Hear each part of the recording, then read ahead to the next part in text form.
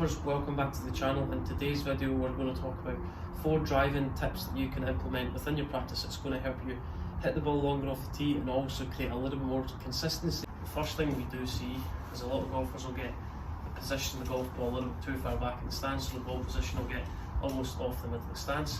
And if you think about the relationship between your chest and your pelvis, so your chest and your belt buckle, people who struggle with driver get the chest a little bit too far ahead of the pelvis, so the chest gets too far ahead of the golf ball, so the sternum gets too far ahead of the golf ball.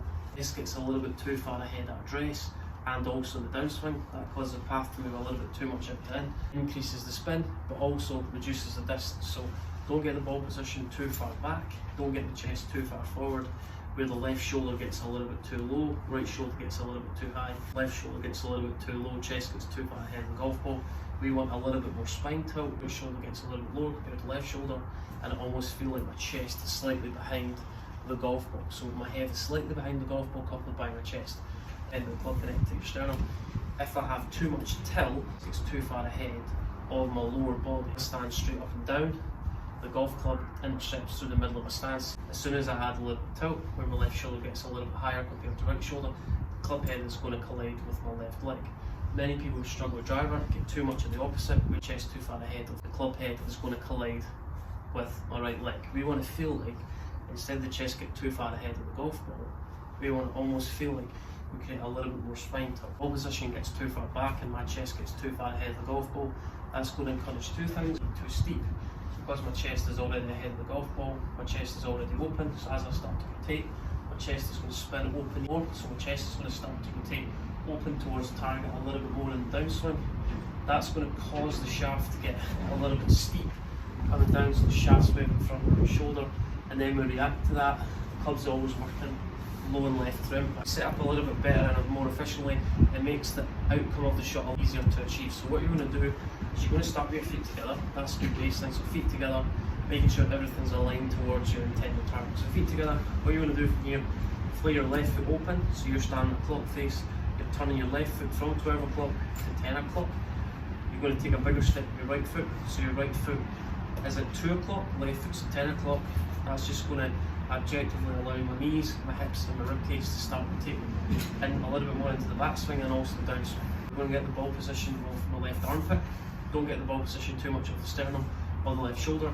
Find the middle ground, get the ball position more off the instep of your left armpit. Either stance ball position just off the left armpit. If not, if you're still struggling, just get the ball position off the left heel. Where people struggle with, they get to the top of the backswing, left shoulder works down too quickly, so left shoulder works ahead of the club head, shoulder works forward and ahead of the dip, and what you start to see from there is my chest gets too far ahead of the club head. When I hit downward drive, right foot open, ball position, left armpit, if not left heel. So slide your right hand down to your right knee, so your longest finger, middle finger, just touches the tip of your knee.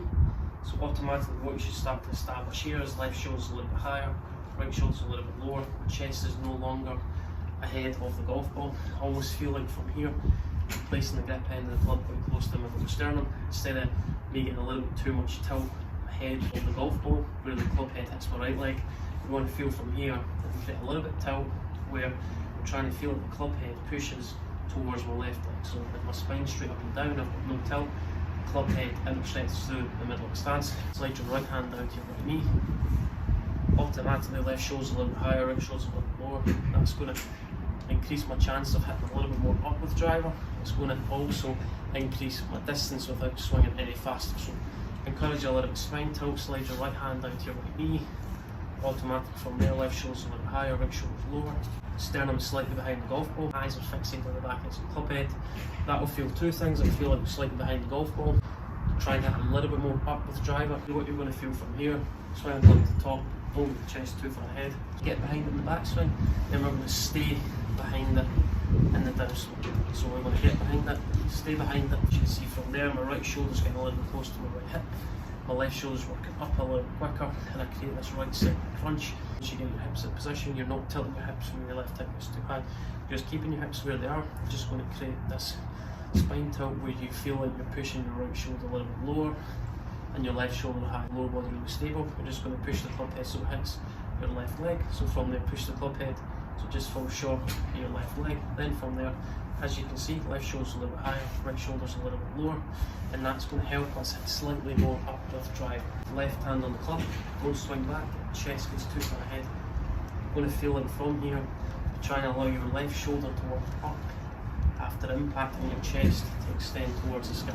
Create a bit of pressure with your left hand on the grip end of the club, and get behind the golf club, and then we're going to stay behind it, coming down, so always feel like the chest stays behind the grip end of the club at impact. We get behind it in the backswing, we're going to stay behind it at impact. The automatic feeling here is left shoulder works up a little quicker, right shoulder works closer to my right hip.